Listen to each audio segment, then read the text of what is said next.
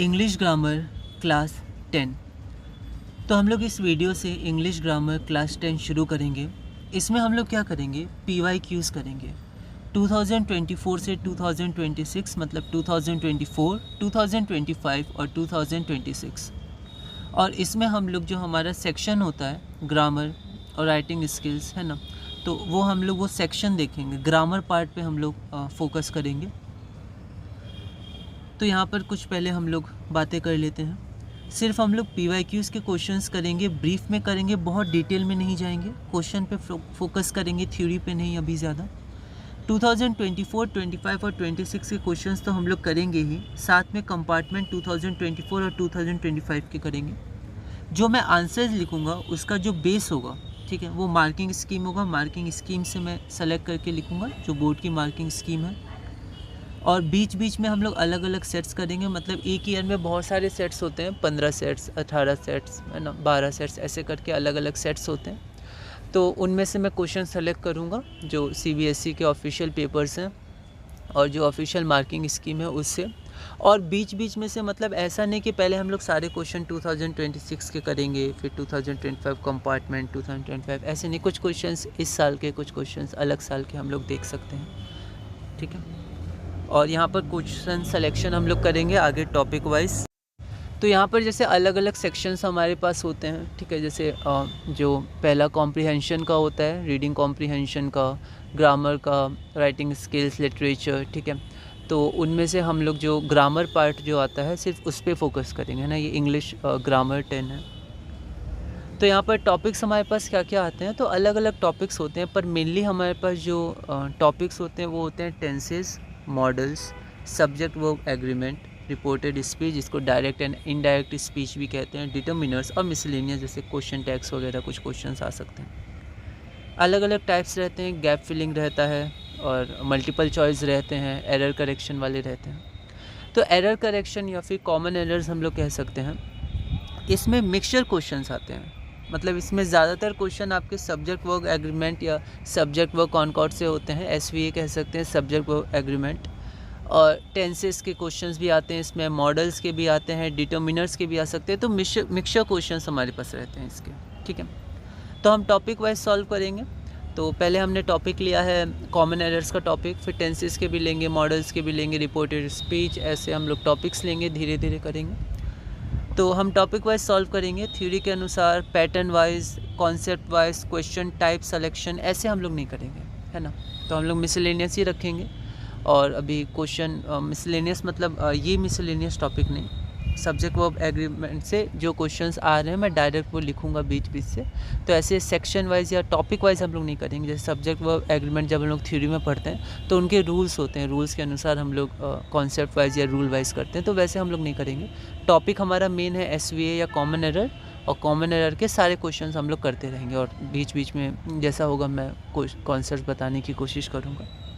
तो चलिए हम लोग शुरू करते हैं। टॉपिक 1, ये हमारी क्लास नंबर 1 है, कॉमन एरर्स। इसमें जो मेन होता है वो सब्जेक्ट वर्ब कॉनकॉर्ड या सब्जेक्ट वर्ब एग्रीमेंट SVA होता है, पर इसमें और भी आप देखिएगा टेंसेस के भी कॉन्सेप्ट्स आएंगे, डिटर्मिनर्स और मॉडल्स, इन सब के भी आते हैं। इन सब के अलग भी टॉपिक्स हैं जो हम लोग देखेंगे, पर ये इसमें भी आ सकती है, पूरा कॉमन टॉपिक है। तो हम लोग कॉमन टॉपिक से शुरू कर रहे हैं। तो पहला क्वेश्चन हम लोग देखते हैं, 2026 में 1 मार्क का है।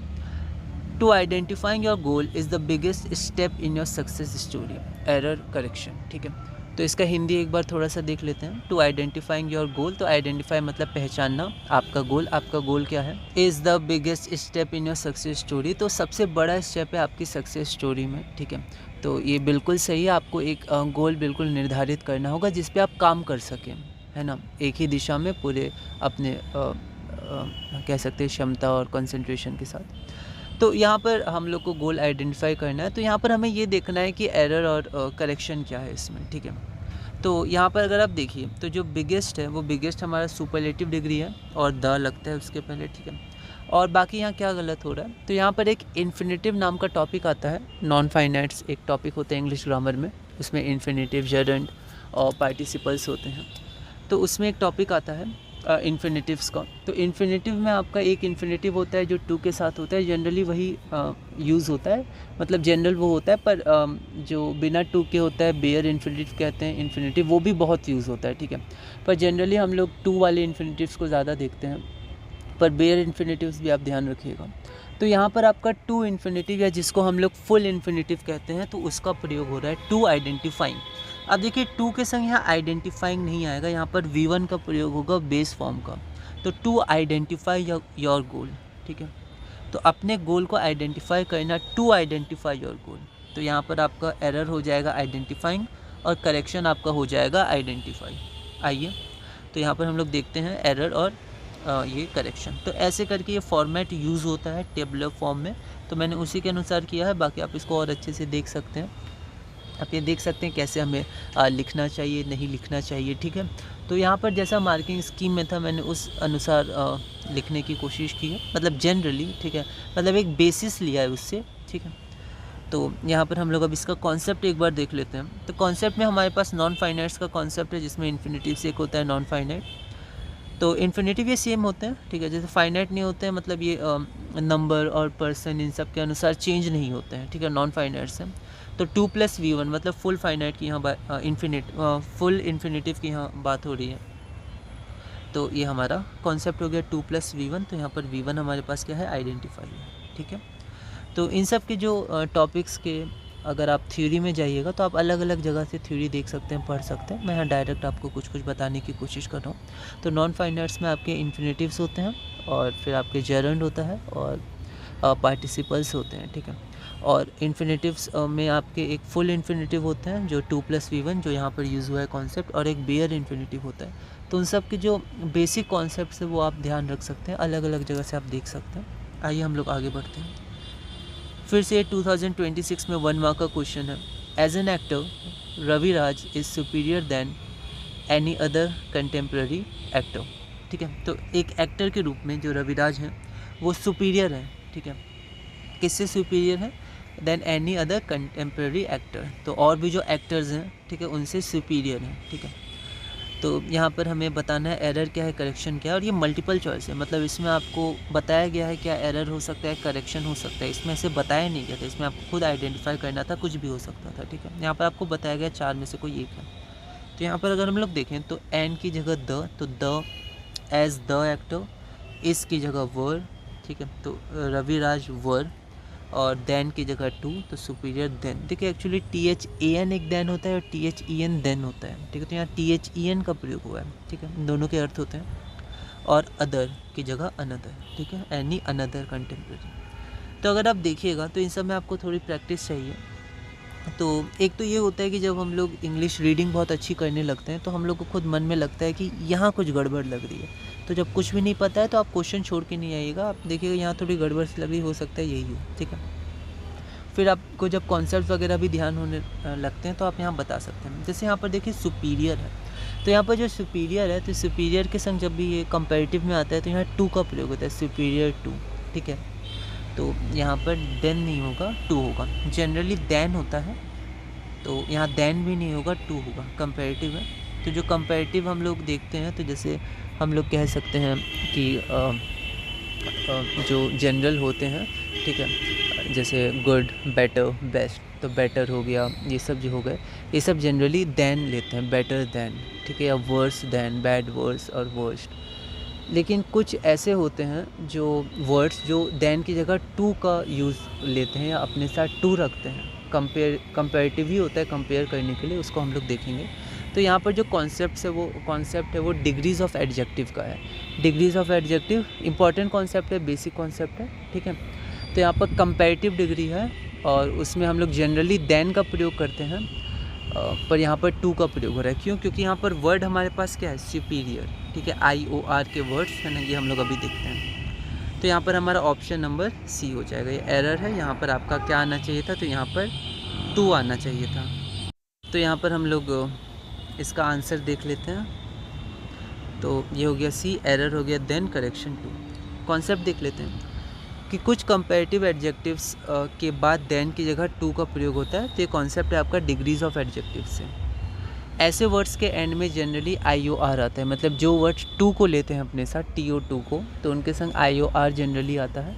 जैसे देखिए senior to, junior to, superior to, inferior to, prior to, preferable. अब देखिए यहाँ पर टू नहीं है, पर ये भी टू का यूज़ होता है, मतलब यहाँ पर टू नहीं है, मतलब IOR नहीं है, सॉरी, है ना, क्योंकि जनरली यहाँ देखिए सब में IOR है, तो इनसे हम लोग ध्यान रख सकते हैं, अपने साथ टू लेते हैं, ठीक है।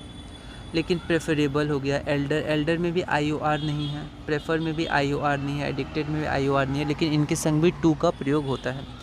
फिर पोस्टीरियर, इनका IOR, एंटीरियर है, सब बायोलॉजिकल टर्म्स में, मेडिकल टर्म्स में बहुत ज़्यादा यूज़ होते हैं पोजीशन वगैरह डिफाइन करने के लिए। तो senior, junior, superior, inferior, prior, preferable, Elder, posterior, anterior, prefer और एडिक्टेड, तो इन सब को आप थोड़ा ध्यान दे सकते हैं, ठीक है। इन सब के संग टू आता है। अब देखिए नोट में मैंने लिखा है कि कुछ वर्ड्स के अंत में IOR या OR आता है, पर इनके पहले देन या टू किसी का प्रयोग नहीं होता है, ठीक है, क्योंकि ये एडजेक्टिव में पॉजिटिव फॉर्म में यूज़ होते हैं। देन और टू ये कब प्रयोग होता है, तो जो डिग्री ऑफ एडजेक्टिव होता है उसमें 3 डिग्री में जब हमारे पास कंपैरेटिव डिग्री होता है, लेकिन ये जो हमारे पास कुछ वर्ड्स हैं ये पॉजिटिव डिग्री में यूज़ होते हैं। जैसे देखिए मेजर, OR आया, माइनर में OR, और यहाँ देखिए इंटीरियर, IOR यहाँ भी आया था, ठीक है, पर इन सब के संग टू का प्रयोग हुआ था, इसमें नहीं होता है, ठीक है। तो या तो ये एडजेक्टिव होंगे तो पॉजिटिव डिग्री में यूज़ होंगे, या फिर ये नाउन की तरह यूज़ होंगे, ठीक है। तो ये कुछ कुछ छोटी छोटी बातें हैं, ठीक है। आगे बढ़ते हैं, एक क्वेश्चन और करेंगे, 3 क्वेश्चन हम लोग देखेंगे। तो यहाँ पर हम लोग देखते हैं अगला, the farmer told his sons that he had hidden a treasure in the fields but he had forget the actual place. तो फार्मर मतलब किसान ने हिज किसके लिए, फार्मर के लिए, अपने बेटों को बताया, टोल्ड, क्या बताया, दैट मतलब कि, ही हैड हिडन उससे छुपाया है, अ ट्रेजर खजाना, इन द फील्ड्स में छुपाया है, but he had forget the actual place, पर वो फॉरगेट मतलब भूल गए हैं, एक्चुअल प्लेस मतलब एक्चुअल जगह कहाँ पर छुपाया था, फील्ड्स में, खेतों में, ठीक है। तो use the format for your response, इस फॉर्मेट में हम लोग आंसर लिखेंगे। 2026 में 1 मार्क का क्वेश्चन है, एक बार आप कोशिश करिए क्या हो सकता है। तो सबसे पहले आपकी रीडिंग अगर स्ट्रांग होगी तो आप 1-2 बार पढ़िएगा तो आपको लगेगा कि यहाँ थोड़ी गलती सी लग रही है, ठीक है। हो सकता है आपको एक्चुअल कॉन्सेप्ट ना पता हो, आंसर भी वही हो जो आपने बताया हो, ठीक है, एक्चुअल कॉन्सेप्ट नहीं पता हो, पर फिर भी क्या होता है, जब हमारी रीडिंग स्ट्रांग हो जाती है तो हम लोग पता कर सकते हैं कि यहाँ गलती लग रही है, यहाँ गलती हो सकती है, कई बार ऐसा होता भी है। तो हम लोग दोनों को का ध्यान रखेंगे, एक्चुअल कॉन्सेप्ट भी जानने की कोशिश करेंगे और रीडिंग को भी स्ट्रांग रखेंगे। तो आप रीडिंग करते रहिएगा, अपनी बुक्स होंगी 10th की, चाहे वो साइंस की हो, मैथ्स की रीडिंग भी आप करिएगा, इंपॉर्टेंट होती है, ठीक है। तो क्वेश्चन प्रैक्टिस भी बहुत इंपॉर्टेंट होता है, मैथ्स में रीडिंग भी पर आप कर सकते हैं, ठीक है। तो मैथ्स हो गया, साइंस हो गया, SSG हो गया, ठीक है, और इन सब की रीडिंग आप करिएगा, सब इंग्लिश में, इंग्लिश लिटरेचर की बुक्स होगी। तो यहाँ पर अगर आप देखिएगा तो यहाँ पर ही हैड फॉरगेट, यहाँ थोड़ा अजीब लग रहा है, देखिए ही हैड हिडन, ये सही है, आपका V3 है, तो ही हैड फॉरगॉटन, V3 आता है, ठीक है। अब ये टेंस का है, हैड फॉरगॉटन, ये कौन सा टेंस का सिंटेक्स है, तो पास्ट परफेक्ट टेंस का सिंटेक्स है, ठीक है। तो मैंने अलग अलग जगह से देख के कुछ कॉन्सेप्ट्स को, ठीक है, तो नेट वगैरह से देख के मैंने कुछ शॉर्ट कॉन्सेप्ट लिखे हैं, क्योंकि हम लोग पूरा थ्योरी नहीं कर रहे हैं, इसलिए छोटे छोटे कॉन्सेप्ट लिखने की मैंने कोशिश की है ना, सेलेक्ट करके। तो यहाँ पर but he had forget the actual place, तो यहाँ पर हो जाएगा he had forgotten the actual place, ठीक है। तो यहाँ पर हमारे पास फॉरगॉटन आ जाएगा, V3 आ जाएगा, तो यहाँ पर फॉरगॉटन आ जाएगा करेक्शन, ठीक है। तो ये V1 है, V3 ऐसे आपको शो नहीं करने, ये मैंने रेड पेन से शो कर दिया। तो बी केयरफुल इन स्पेलिंग्स, कई बार क्या होता है कि हम लोग ये छोटी छोटी स्पेलिंग्स को गलत कर देते हैं, ठीक है, जल्दबाजी में, या फिर हमें लगता है कि हम तो सही कर देंगे, तो इतना ध्यान नहीं देते हैं, जैसे मैथ्स में प्लस माइनस में दिक्कत हो जाती है लिखने में, ठीक है।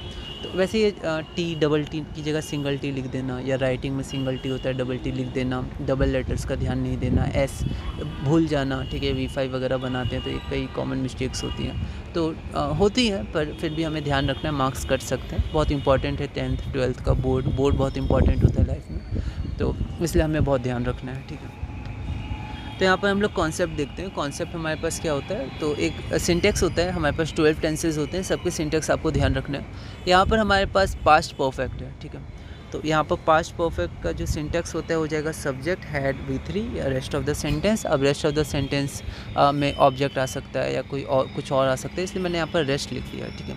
तो यहाँ पर ये मेन सिंटेक्स है हैड प्लस V3, तो V3 फॉरगेट, फॉरगॉट, फॉरगॉटन, तो यहाँ पर फॉरगॉटन हो जाएगा। तो इस क्लास में हम लोग इतनी करते हैं, क्लास 1 में छोटी छोटी क्लासेस करेंगे हम लोग। तो हम लोग देखते हैं कि हमने क्या सीखा। तो 3 क्वेश्चन थे, तीनों में हमने एक एक कॉन्सेप्ट सीखा जो अलग अलग है। आगे में क्या होगा कि कुछ रिलेट हो जाएंगे कॉन्सेप्ट्स पहले के, ठीक है, तो वो मैं आपको बता दूंगा। तो अभी के लिए हम लोग देखते हैं कि हमने एक सीखा इन्फिनेटिव के बारे में। तो ये फुल इन्फिनेटिव होता है, 2 + V1 का प्रयोग होता है, तो 2 के संग हमारे पास V1 आ गया। उसके बाद डिग्रीज ऑफ एडजेक्टिव्स, इसका एक कॉन्सेप्ट हमने देखा, सुपीरियर टू, ठीक है, और इन्फीरियर टू का कॉन्सेप्ट। और एक सिंटेक्स ऑफ टेंसेस, तो इसमें हमने पास्ट टेंस के बारे में पास्ट परफेक्ट है, सो सॉरी, मतलब पास्ट भी है पर पूरी तरह बोलूँ तो पास्ट परफेक्ट टेंस का सिंटेक्स देखा, अलग अलग भी आ सकता है। तो एक तरह से हमने सिंटेक्स ऑफ टेंसेस के बारे में हमने देखा, ठीक है। तो ये क्लास 1 हमारी पूरी हुई। अगली हमारी क्लास नंबर 2 होगी, क्लास 2। उसमें भी हम लोग 3 क्वेश्चंस करेंगे। क्वेश्चन नंबर 4 ये रहा, एक बार आप इस क्वेश्चन को ट्राई करिएगा। और इसी तरह धीरे धीरे हम लोग इंग्लिश ग्रामर 10th कनेक्शन में कनेक्ट करके भी इसको पढ़ेंगे। तो इंग्लिश ग्रामर कनेक्शन में क्लास 10 में धीरे धीरे हम लोग आगे बढ़ते जाएंगे।